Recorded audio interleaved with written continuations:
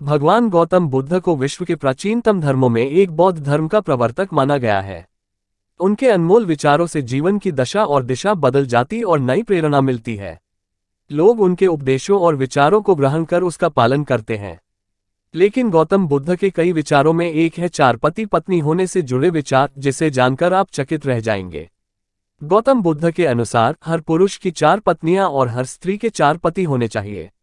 लेकिन आखिर उन्होंने ऐसा क्यों कहा और इसके पीछे का कारण क्या है, इसका जवाब आपको इस कहानी में मिलेगा। गौतम बुद्ध द्वारा सुनाई कहानी। एक व्यक्ति की चार पत्नियां थीं।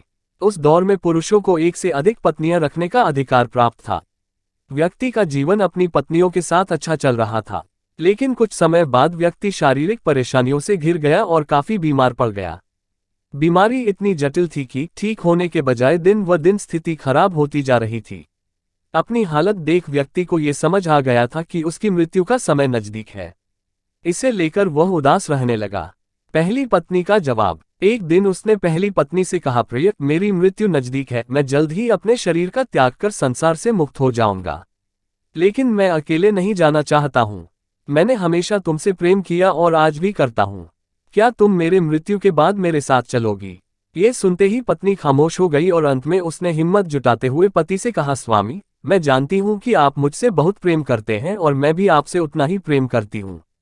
लेकिन आपकी मृत्यु के साथ हमारे अलग होने का भी समय आ गया। ये कहते हुए पहली पत्नी ने मृत्यु के बाद उसके साथ चलने से इनकार कर दिया। दूसरी पत्नी का जवाब। इसके बाद व्यक्ति अपनी दूसरी पत्नी के पास जाकर उससे भी यही प्रश्न पूछते हुए कहता है, क्या तुम मृत्यु के बाद मेरे साथ चलोगी? जवाब में दूसरी पत्नी कहती है, जब आपकी पहली पत्नी ने ही आपके साथ जाने से इनकार कर दिया तो मैं आपके साथ कैसे जा सकती हूँ? ये कहते हुए वह भी उसके पास से चली जाती है। तीसरी पत्नी का जवाब। व्यक्ति की मौत अब बेहद करीब रहती है और वह मृत्यु के बाद अकेले होने के कारण उदास मन से तीसरी पत्नी को बुलाकर भी यही प्रश्न करता है। तीसरी पत्नी भी मृत्यु के बाद उसके साथ जाने से इनकार कर देती है।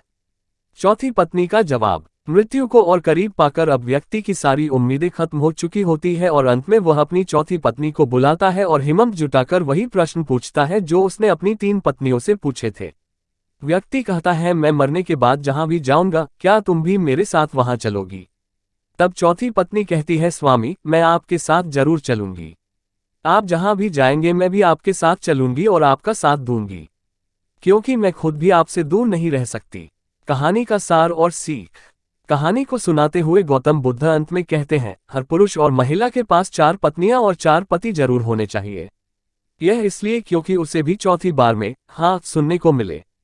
हालांकि कहानी में बताए 4 पति और पत्नी का तात्पर्य यहाँ गौतम बुद्ध ने जीवन के पहलू को बताया है।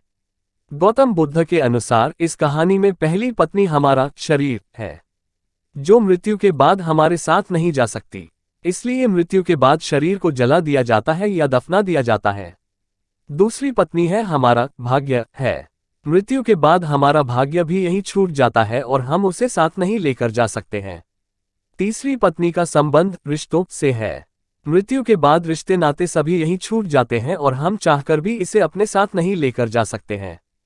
कहानी में चौथी पत्नी जो कि साथ जाने के लिए तैयार हो जाती है, इसका संबंध हमारे कर्म से है।